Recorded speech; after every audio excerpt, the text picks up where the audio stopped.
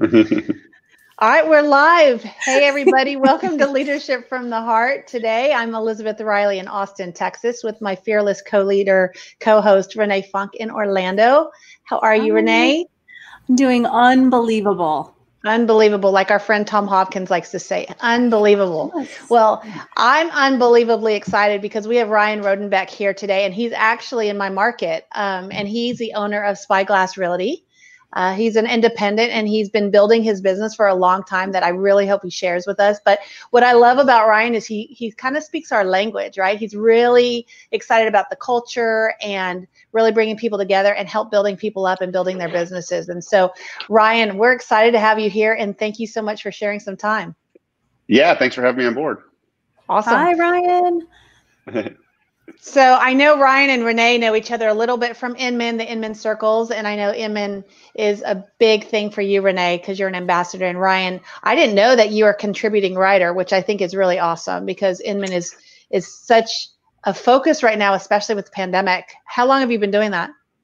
I think it's been about 1.5 years, and I've always just been a reader of Inman, and they interviewed me for something. I don't even remember what it was, and I said, I've got an article I want to submit, and would you be interested in that? And then I submitted it, and they said, well, you want to do like a monthly column? I said, sure. So I've been doing it for about 1.5 years now. I love it. I love it. Well, Ryan, like I said, he's in our market. He's a Platinum Top 50 agent.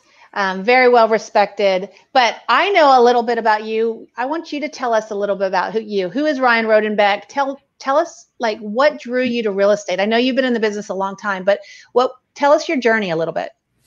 Yeah, so what I figured out, I had a knack for sales, and I had a business with my sister who's also in real estate as well, and we did claims for siding that had a class action lawsuit on it. That kind of ran its course. The statute of limitations ran out, and I realized that I really was not qualified for much else. And so I got my real estate license, and the rest is history. I think I started Spyglass in 2008. In about 2011, I became a top producing agent, and right around so I got my broker's license in 2008 when I started Spyglass, and the idea was that I'm just an agent, and I had 5 or 6 people that basically just came on, and I don't know why they were with me, but they were. And then 2015, I said, you know what, I want to get really serious about building this business and getting out of production. And so the journey from Spyglass, really, technically it started in 2008, but like as a brokerage and getting serious about building a team and building it to where it is now, that really started in 2015. It's interesting because we talk about on the show leadership a lot, and recently we've been talking about adversity, right, and overcoming adversity. Yeah. And I mean, if you think back to 2008, I was starting in a whole brand new market in 2008 when the market wasn't great. Here you are launching your brokerage in 2008. Were you struggling with that, or I saw it as opportunity? What were you thinking when you decided to go down that path? I had a previous brokerage that I was not the broker of, I had a partner in that was, and we did, investment real estate sales and property management, and really it was like one of the worst things I've ever done, quite frankly. It was a great experience, but I wanted to start over. And when I started it in 2008, we started it in our living room, advertising foreclosures and that weren't even our listings, and building a list. But I just, when I first started, I just wanted to be my own broker, be my own person, and try to become a top producing agent. I did that in 3 years, and didn't have the plan that I have now, right? So it wasn't until like really 2015 I said, okay, I eventually I want to get out of production, right? I enjoyed being a top producing realtor for a while, and this is the first year that I've not applied to be on the Platinum Top 50, and really want my agents to be, my mindset has completely shifted, right? I want to grow a company of producing agents, and I don't want to sell real estate. Yep. Well, that's cascading your wisdom and your experience out, Ryan, which is such an amazing progress that you're experiencing is you went through so much. Even looking at the birth of your brokerage was on the brink of an economical collapse. You were faced with a ton of adversity. You overcame it. And I'm wondering, if we look back to 2008, 2009, and you compare it to 2020, we've all been faced with quite a bit of adversity.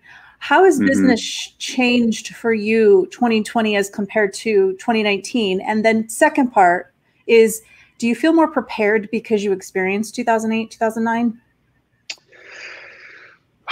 Well, in 2008, I had a padding. I think I had some investment properties that I'd owned for a couple of years, and you know, the market had crashed, and you know, sales had slowed. I was starting completely over, so I wasn't really worried about it. Like I sold a couple properties, and I just didn't stress about that.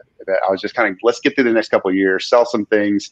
You know, I mean, in hindsight, obviously, I would have loved to have those properties now because they'd be worth a lot of money. Yeah. But you know, and it was a different environment. You know, when the pandemic hit, I think, you know, last year I said we had 16 agents. We have 36 right now. Okay. When the pandemic hit, I think we had about 27, something like that.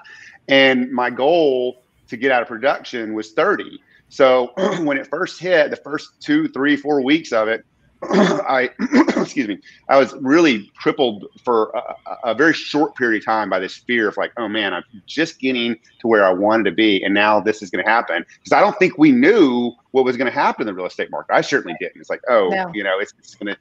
So I spent about 2 weeks of like, you know, panicking, wondering, and you know, keeping that internal. And then and at that point, I made a real mindset shift where, you know what, what are the opportunities here? You know, first of all, everyone's at home. Okay.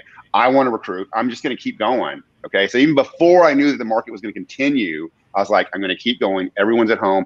Got really intentional with my team, and saw this as an opportunity to, you know, be really uplifting after the 2-week period of grief, you know, right. And say, you know, guys, everyone's home right now. Okay. Make your calls. Don't sell. Just say, how are you doing? Okay. And that's what I did with my recruiting business too. In the sense that, like, I'm just calling people because everyone's home. They all want to talk. They all want to talk about the market.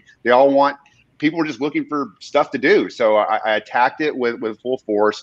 We started meeting. We had one huddle meeting a week that we do with just the agents that are on leads. We changed it to 3 times a week, completely voluntary. And then everyone showed up, you know, because everyone's at home. So we do these Zoom meetings. Everyone's there. We started doing weekly happy hours. So I think we kind of pulled everyone together during the first couple of months of the pandemic, and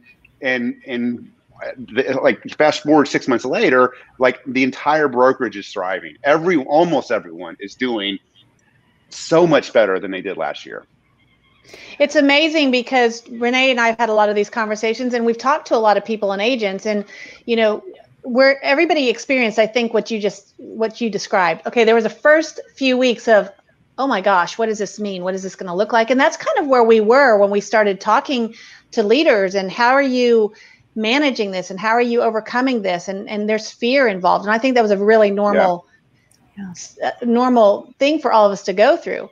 But then what's interesting to me is there were those people that stayed in that place, and there were those people that took action, right? And I love to see, you know, that you took action, and you're like, wait, this is an opportunity for me to still pour into others, and let's get past that fear. And I love that, the fact that you've got these agents that are thriving now, when unfortunately there's so many out there that aren't, because they didn't know what to do. So congratulations and kudos to you on that.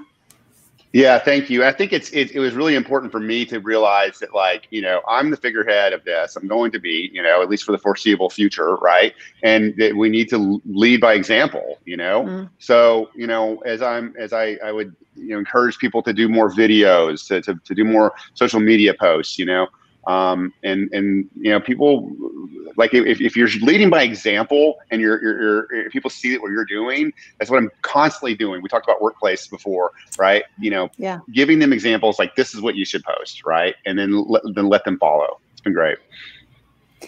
You both are spot on with the difference between those who got into action and not. I'm curious because I loved that you took time and space to, what I like to reference is, mourn the reality. I think we all had a time that we were mourning the reality of what was going on. Yeah. But what was that moment of clicking for you? What is that thing that clicks into your mind as a leader to say, well, for lack of a better word, suck it up, buttercup, let's get into action, and kick the fear out and just get into action? Like, what is that switches for you? Yeah, so I've always been, and this is going to sound bad at first, but I've always kind of been a proponent of don't get mad, get even. And I don't mean that in a way of like revenge, but like when you're getting your butt kicked every day, like you can either sit there and keep getting kicked, or you can just get up and fight back. And so that's kind of where I was with it. It's like, you know, and I do that all the time. It's like, you know, you can only take so much before you have to like really leap into action. You get hit, get up, get back up, you know? Yeah. So for me, it was like, and I feel like my mind can only entertain so much negativity for so long, you know? And that's throughout everything, right? Like the news, like, you know, it's like 3 weeks into it, like Apple News, I'm done with it, right? Like that's not on my phone anymore, you know? And like, and I'm at like, talking to people, you know, we have our neighborhood get-togethers or outside in the street or whatever, and like I'm completely dumb at what's going on. I read the headlines, but like, did you hear such and such happened? Like when Ginsburg died, I was the last person to know that, you know, just because I don't want to, like, I have a propensity to either fall into negativity or fall into positivity. So when I had enough of my limit, I'm done. Let's change. Let's go towards positivity. You're a lot like me in that regard. My husband would, you know, be tuned in to every word on the news, and I couldn't and he's like, do you not know what's going on? I was like, no, I'm choosing not to. I'm choosing to focus my energy and my effort somewhere else, because I just know me as a person, I'm going to be drawn into that. And there's no positive that's going to come out of it for me. So I get it. I don't even look at the news. You and I might be the last ones that knew that Ginsburg died, because I really, until I saw it on social media, I was like, oh, because I'm just not paying attention. Yeah, well, I know one girl here in Austin, a realtor, was like, you know, can't believe this, and like she didn't say the name, and like, you know, like all these comments, and I had to comment like, okay, what happened? Because you know, who died? You know, so. Well, it's not that we're ignorant. It's just like we're so busy focusing on other things and building other people up that just it wears on me. So I'm a lot like you. Well, and one thing that I love about you too is culture is huge for you, and how I love how you're talking about how you're doing huddles and happy hours and things like that. But how are you continuing to build a healthy culture? And and you're still motivating competition, right? And you're still motivating their growth as agents, but how are you continuing to build that and keeping all that in sync? Sure. And so like we've especially now with you know, not many people coming into the office, we've got, you know, 2,200 square foot office here and like 3 people here, usually not even, mainly just me and John Crow, and maybe somebody else. John Crow. I miss my friend John. But you know, we wanted to do things virtually, so we do the weekly huddle with the agents that are on leads. We accountability groups are big for us. We have accountability group that runs for 6 weeks, completely voluntary, and the idea is you come into the group that you're picking 3 things or micro commitments that you want to get accomplished that week. One can be personal, like I'm going to, you know, lift weights or work out for 30 minutes. And then the other 2 are professional. And they're little tiny things that help you move the dial, right? So like I'm going to call 10 past clients today. I'm going to call 20 company leads. And each agent, I'm a participant in this group as well. I don't lead the group, where we have a different partner every week that we check in every day. And then at the beginning of the next week, we have our meeting. We talk about what worked well, what didn't work, what we could improve on. And it's just been really good. So we've got the huddles, we've got the accountability groups. My office manager, Sonny, and I do 3 to 4 professional development meetings with the agent, with different agents every week. So we go through, you know, the whole roster of agents in about 9 or 10 weeks. And then I'm also doing, like, Friday's my day for coaching, and I do 4 to 5 30-minute calls a day with different agents. And then I'll do that for like 6 weeks at a time and just kind of touch the agents that need that. Not everyone needs that, right? So, it's a lot of personal time to devote to agents. And now I can do that because I'm not selling homes as much. I'll probably sell like 6 homes this year, which is better because I'd rather deal with their stuff, vicariously than me dealing with it. My advice is so much better than the actions I take. So, well, you mentioned Workplace by Facebook, Ryan. We're all 3 of us here are fans of Workplace. For those who may not know Workplace by Facebook, I think we can all raise our hand and say you should, because it's a great tool for your business. Talk to us a little bit about your journey with Workplace and maybe give a few ways you use that with your agents. Sure. Yeah. So when I found out about Workplace, I signed up, looked at it, thought it'd be great for real estate. I Googled Workplace by Facebook for real estate, and there was literally nothing that came on, literally. And so I used it for like a couple of months, and then I went to Facebook, went to their PR department, like contact your PR department. And it's like, hey, I'm really using this. I'd like to be involved. About 2 months later, they invited us to their very first, I guess like their very first Transform Americas event, which was in Palo Alto. And my wife and I went out there. They were impressed at how they actually did a video of how they sent out like a film crew to do it, to see how we're using Workplace. And so I eventually became on the customer advisory board over there and just been really involved with it. But the way that we're using it is for everything. We have different groups for everything, like professional development.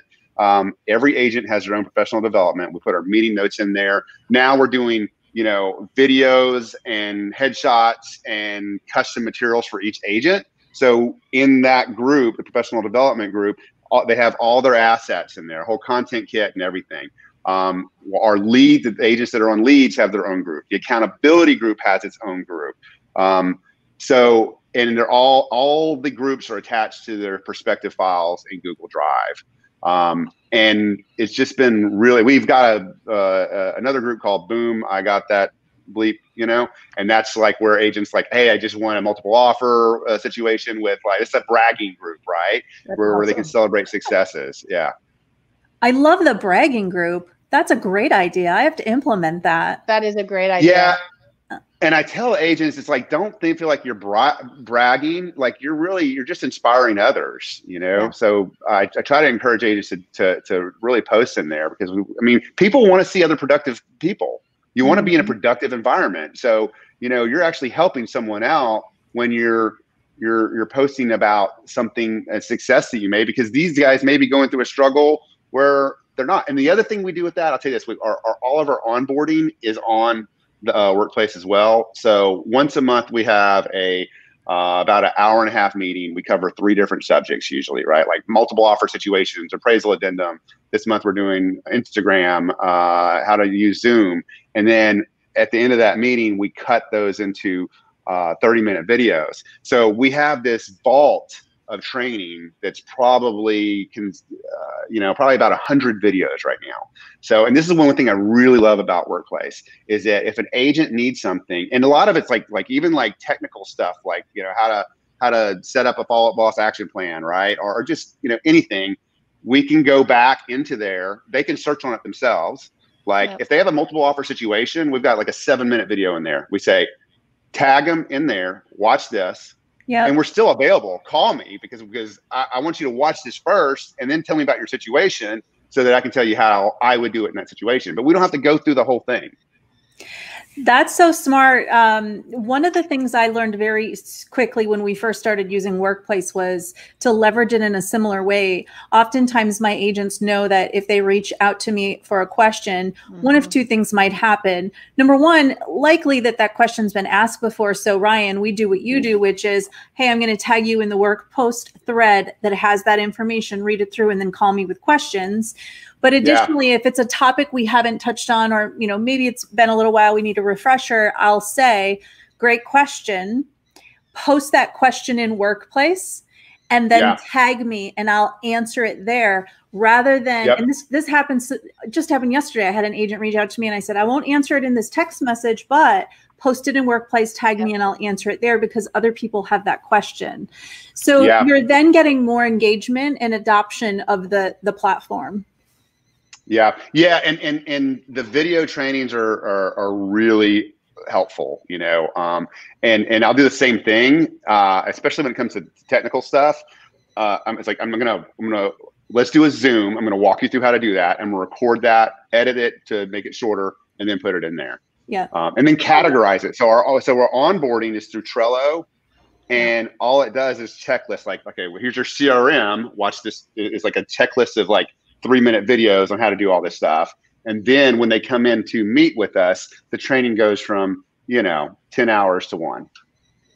Well, and that's one thing I learned from Renee too, because people will come to us. They know we know the answers, and it's easy for us to answer those questions, right? But it also weighs on you and it wears you down. You're like, oh my gosh, I've answered this question a million times. And so Renee is actually the one who really started, because we were doing huddles as well. And she was encouraging me, no, do this. And I have been doing that. And it's like, wow, why didn't I think of that before? But it's also building those other people up. And so I think it's a great exercise. The training videos, those things too, we do Power Hour, but I record them because it's like, okay, just go back and do that. And so you're not recreating the wheel. You can add more content and more value over time, but more people, you can reach the masses in a much easier way. So, well, I know you're a tech junkie. I know you love social media. I know you love Instagram, all that, and YouTube and video. I have a 2-part question. I know technology is important to you. So what would you say are your top 3 must-haves? And in the current market, how do you think agents can differentiate themselves better? What would your advice be for them? Sure. Well, I mean, top 3 must-haves. You got to have a good site. We talked about REW. I've got an REW and a Ylopo site. Follow Up Boss, I think, it's a great CRM. I use Follow Up Boss, love it. It's hard to endorse anything else. We use Transactify, which is another. It's a service that does measurement and transaction management, and it also does online reviews. I believe that's transactify.net. But those are my top 3. When it comes to differentiating yourself, I mean, it's all about video, right? Yeah. And it's like, we're using a company now in Austin called Blended Sense that we're contracted with them, and they're doing videos for all of my agents, and we're making these 2-minute videos to introduce themselves, because the best form of establishing a relationship is obviously a one-on-one. Okay. Yeah. The second best form is going to be video, right? So we're getting these vault of videos that are all about the agent, so that when they have a lead that comes in or they meet someone, right, and that they can, we're developing these text templates so that they can just if a lead comes in, they call, try to leave a message, text, say, hey, this is Ryan. I wasn't able to reach you. Here's some more information about me. When would you be able to chat? Okay. So video, doing something like that, but also when I meet with an agent, one of the things that I do is if I call an agent and have a good conversation with them, then as soon as I get off the phone with them, or if I meet with them in person, I'll do just a simple video on my phone and say, hey, this is Ryan. It was great to meet with you. If you have any questions, feel free to reach out, and send that video. And that's what agents should be doing with their clients, is establishing relationship through not just conversation and text, but also video. People seeing you is going to build the rapport. Yeah, I know video is big for you, so it's fun to watch. I always get a notification, another video. Yeah, and we retarget all of our videos too. I mean, I've had agents say, I can't play Words with Friends without seeing you guys. So, so what is one of the mistakes that have been made in your business that you look back and say, I'm just so grateful because this is the lesson I learned? Gosh, there's so many of them. I don't know where to start. But you always fell forward, though, so that's what matters. Yeah, it's falling forward, right? Yeah, well, kind of earlier in my growth, in 2017, 2008, I say the recent growth, right? Because that's where my growth has been really over the last 4 or 5 years. But hiring, getting excited about the possibility of an agent, and hiring an agent that wasn't really quite either the company culture or they didn't have the production. So knowing who's right for our team is probably a really big deal for me right now. And like I've as we've kind of grown recently, I've had a lot more opportunities for newer agents that are reaching out. Like I have new agents reaching out all the time. And because I want to grow and because I'm excited about it, I really have to check myself. It's like, is this person going to be a good fit here? You know? And that goes with newer agents and more veteran agents, you know? I want the right personality, and you have to really sift through, especially with new agents. We try not to hire too many new agents, but if they do, I need to know that they're going to have the work ethic, because that's going to be the main thing. If they're not, you know, if they don't have that work ethic, it's probably not going to work out. In fact, if you're a new agent, it's probably not going to work out anyway. 73% of all agents fail in the first 5 years. That's a fact. So that's a big one. And then just taking on too much at one time is another thing for me. I'm ADD, so I'm just like kind of all over the place. And like I'll try to develop so many systems for my agents. Like I've got this great system. We're going to do this. Like if you get a review sent in, we're going to make a blog, and then we set up all these like systemized systems for this. What I think is going to be a cool idea, and nobody uses it. They're like, you know, you gotta, when I have these ideas that I think are gonna be great, I really need other people to kind of check me like, Ryan, that's stupid. That's not gonna work. So. well, I don't know if stupid is the right word. I mean, come on. Impractical, let's say that. Yeah. I mean, and I think one of the phrases we use on our team often is consistency and good habits. And so it's kind of at the end all be all of the answer to the secret of success. If we have consistency and good habits at whatever path we're choosing, well, then it works. It works. You just need consistency and good habits. Yeah. And have you guys heard of rocket fuel?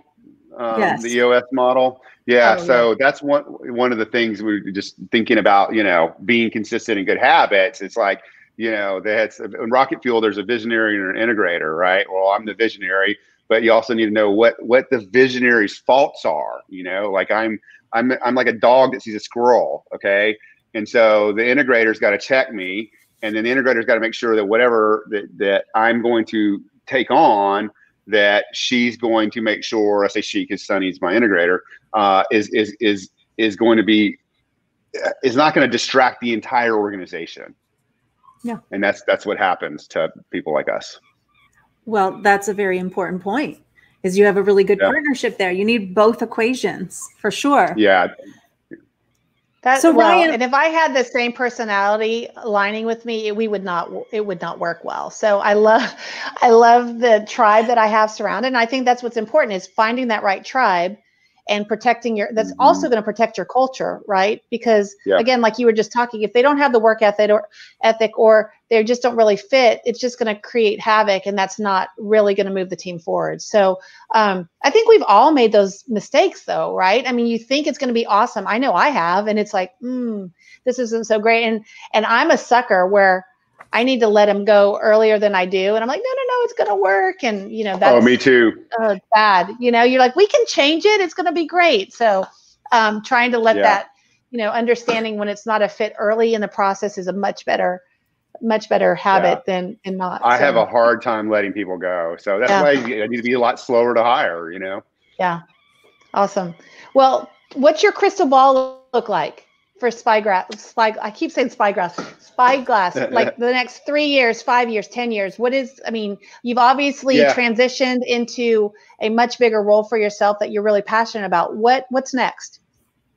So I've thought about that a lot, and what I thought it was going to be has changed. And the reason why is, like, you know, last year was supposed to get to 30. This year, my goal is 45. You know, I think we had like 100 and a 300 milestone. And so what I've decided is that I'm like, next year's goal will be 75. And I at that point, I'm gonna like really take a hard look, because what I realized is a few years ago, you know, we had some big name brokerages come into town offering a lot of stuff to people. I don't want to say any names. We all know who they are. And they they were scary to me. Okay. It's like, oh gosh, if I don't join them, what's going to happen? Right. Well, they went out, and I was a very small brokerage, and they were the best thing that ever happened to me, because what they did was they eliminated my competition. Okay. And what I realized is that my role here now, and like literally more than half of the agents I have were with smaller brokerages or teams that were absorbed by bigger names, and they missed that company culture. They got lost in the shuffle. Okay. So when I look at my goals for the year, and when I look at the complaints they've had about these other companies, I don't want the agents to get lost in the shuffle. So when I look, I'm not forecasting past next year because of that. I'm going to look at 75 agents of producing agents that have an average production of around 5 million. Okay. So my goal is to increase the current agents production however I can, wherever that comes from: coaching, tools, marketing. Okay. And then I'm not saying I'm going to grow. I'm saying I will not grow past 75, but I am saying that if I grow past 75, it's going to be in a very structured and responsible way, because I don't want to lose production, and I don't want to lose company cultures. And we're not fog and mirrors here at Spyglass Realty. I think, though, what you're doing is you're creating something pretty amazing that people are going to be drawn to. And I think you're going to organically grow to that. And I bet, knowing you're going to exceed your expectations because of what you've created. And, I know you've been a great producer, but I think maybe stepping out of production and getting into the role that you're in is probably the best business decision you've made.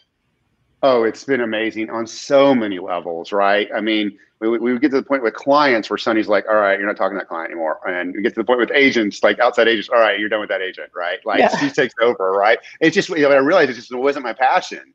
So, now that I've got like a handful of deals this year I'll do that just, past clients writing on the street or whatever. But like my work and life balance is changed too. I'm working 9 to 5, I'm at 5:30 or whatever. I'm not working weekends. And when I come to work, I'm actually so much more passionate about what I'm doing, where I couldn't get passionate about going these listing appointments anymore. Even these big listing appointments, like shit, I'd rather go. I'm sorry, I don't know if I can say that, but I don't know if okay. It's a big boy group. Yeah, I'd rather be helping my agents than helping clients now. So, and I think it's very rewarding to know what lane you're going to be in, and want to be in that lane. Renee, you do that a lot with your team. I mean, that's really kind of your role. You and Jeff have that team structure, but you're really focusing on the growth of the agents and pouring into them. And I love doing that as well, but my setup's a lot different than what you both are talking about. So this has given me a lot of conversations and a lot of things to think about and figure out what is my true passion. I mean, I love so many different things, but what's the true passion that keeps me going? Yeah. And Ryan, what you're talking about is really what I love doing too. And something I've wrestled with too, because I love my clients, and you don't want to step out of that business because there's that fear, but then there's so much growth that is possible from that, and helping others succeed. That's what really gets me excited as well. So I love what you're doing. Yeah. The reminder I think we all need in the industry is that one of the things I love most about the real estate industry is we can choose so many different paths and to be a part of our journey. I mean, we think at times we get our license and we need to be in this box and it means a certain something. But Ryan, you made a transition, and it's so important to hear your story because you're fueled by this and you're creating a legacy because you're cascading your knowledge out, which, wow, like think about the ripple effect of that. You're still impacting the industry, which is great. Yeah. Yeah, even more so, I'd say. Like we're working on building some teams right now too. Within our brokerage, and you have to realize that not everyone's going to stay. I'm going to help someone build a team, and they're going to be my competition. Okay, and that's one thing that I think as a leader you have to have the mindset of like, who cares, right? Like, you want that to be a great relationship if that happens. I mean, I have to earn their splits every single year. So if I earn it, I earn it. And if I don't, I don't. And if they go out and they succeed, then I feel like I'm a part of that. And there's so much business to be had. And there's so much, and that's the other thing. I always talk about this. I don't really see the competition. I really stay in my lane. I focus on what I'm doing. I'm competitive with myself. Don't get me wrong. You know, I'm very, very driven, but I tell Renee hears me say it all the time, comparison kills joy, right? So if people are going to leave and go do their own thing, and I've had people leave me and it stings because I'm just so relational, you know, and I always want everybody to have that kumbaya, but then I have to realize that, okay, sometimes they have to leave to grow. And that doesn't mean that our relationships change and I'm still cheering them on from the sidelines, but they're not necessarily my competition, because those that are loyal to me and people that are drawn to what I'm doing are going to stay that course. So you're making better agents, and actually you're elevating the industry. Like all of us that are pouring into other agents are elevating the industry, which we need that overall, right? So I don't think, building them up is never a bad thing. No, and I've always been really, I think one of the things that has helped my business and even those of my agents is that, you know, I've always been friendly with my competition, right? And having a good collaborative reputation with your competing, you know, top producing agents, top producing, you know, like some of my best friends in town own other brokerages. So fostering your competition is only going to be good for a true entrepreneur that is in the journey for growth. Well, and clients come and go. I hate to say it like that, but all of the agents and the top producers are all in the same market. So I'd rather build relationships with people that I'm going to be on the other side of transaction with and have a solid, you know, mature relationship with them instead of worrying about, you know, somebody who doesn't really know what they're doing. And I know that anytime I'm up against one of your agents, it's going to be, okay, we know it's going to be smooth sailing. We can't say that across the board. Well, that brings up a valuable point. We talk all the time, and this has been a hot conversation even more recently for us because our market in Orlando is shifted overwhelmingly to a very low inventory market. It's critical to have amazing relationships with your colleagues. I understand it's a weird part of our industry that we're competitors. I've talked to the agents about, sure, you're a competitor on the customer acquisition side, but the reality is you really need to think of a team mindset. You obviously have fiduciary responsibilities to your client, but when you go to contract with the other party, you have a common goal to get to that finish line. And there needs to be some team colleague kind of relationships. If you don't get along with your fellow agents, that is a problem. And Renee, I'm slipping my name. Who's a lady that went from REW to Inman. Oh gosh, I can't think of her name. Anyway, I was doing an interview with her, and what she was saying was that like Austin's pretty unique. And this is Elizabeth. This is something I asked about you. Is it like the Austin community of brokers is like we have more of a collaborative relationship and it's less adversarial than other markets. Do you think so, Renee? Well, I have to say that one of the things I've noticed over the last years, I think as a whole, the industry is starting to be agile and adapt to that. Elizabeth and I, and there's a group of us, I think, in the industry that have believed in authentic collaboration for quite some time. It's changed my world to know the difference between trying to be proprietary with everything, thinking like you have some amazing secret. And what happens is when you open your books to everything and you're open to collaborate with anybody, this amazing abundance comes back to you. And it goes back to Ryan, what you do, pouring into the agents is critically important. So I have to say the last year in particular, I think the authentic collaborative mindset is shifting in the industry, and the industry will be better for it. Yeah, and I felt that way for the last couple of years. Like all of my trainings to my agents are available online to any agent. You know, if you're just open book about stuff, you're going to attract people to it. You know, well, I mean, there are no secrets. Some people are going to do it, and some people aren't, right? And you know, I think to your point though, in Austin, I think we do have a very unique market. I was in the Atlanta market for a number of years, and I don't really remember that kind of competition, cutthroat competition so much, but I was so new in the business that I didn't know what I didn't know. Right. And, but what I will say is there are a number of people in our market here. I mean, in any market that I know they're going to be challenging to deal with. And I think that agents get in the middle of transactions all the time. And back to what Renee said, our job, Ryan, if you're on the listing side and I'm on the buyer side, our job is to support both buyer and seller and get them to the closing table, and take the emotions out of it and take all the challenges out of it that the buyer and seller would be dealing with otherwise. And, there have been a number of agents where I'm like, hold on, whose agenda are we following here? And so my goal is always to never be that agent. I'm very solution minded and solution focused. And if I have an adversarial agent, I will step back and say, okay, let's restart over. Let's figure out what we need to do. But I think, Ryan, we are kind of sheltered that Austin, I mean, we all get along really well. I guess we're fortunate in that regard. Well, and I think it's because we used to be a small city, and I tell you, I think it used to be. But I think a lot of that is the Platinum Top 50 has been hosting these network events for I think 11 years in Austin, and that's where I've built a lot of these relationships with. Yeah. So I think they have a little credit to Amber Thomas there for Amber. She's amazing. She was on this show. She's awesome. Oh, cool. Amber's great, and she's no nonsense. And she'll bring questions up, and we're all talking regardless of the brokerage, right? I mean, there's so many different models out there, and every model is going to be different for each person. That doesn't mean that that's wrong or they're wrong. It means, okay, what skill sets can we all bring to the table and share? Yeah, absolutely. Yeah, it's good to have good relationships, and it's going to help you out down the road. All right, so we have to ask Ryan the question, Elizabeth.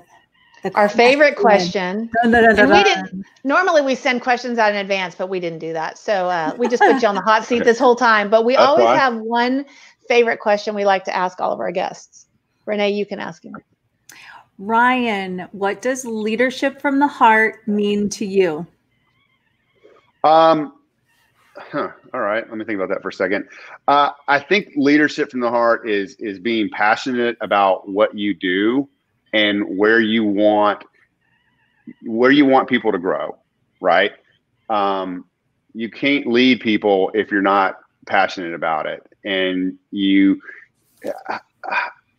want to have a spirit of professionalism and productivity.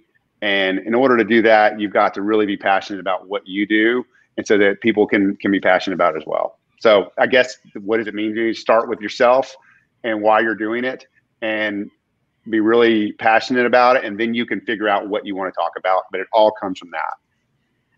I love that. All about the why. Absolutely. Right? Yeah. I love that. Yep. We're so incredibly excited to see the success that you've had in Spyglass Realty. Kudos to you. Keep doing it. You can see that your success is coming from what you just mentioned. It's coming from within, what's speaking to you. You'll continue to grow and go far. So congratulations. Thank you very much. And thank you guys for having me on. It's been fun. We were so excited to have you on. I knew that you would be perfect, and you're doing so many great things in our community. So I look forward to seeing you at some point in person around. But until then, you know how to find us, and we'll look forward to keeping in touch. All right, guys. Thank you so much. Ryan, have a great day. Bye. Bye.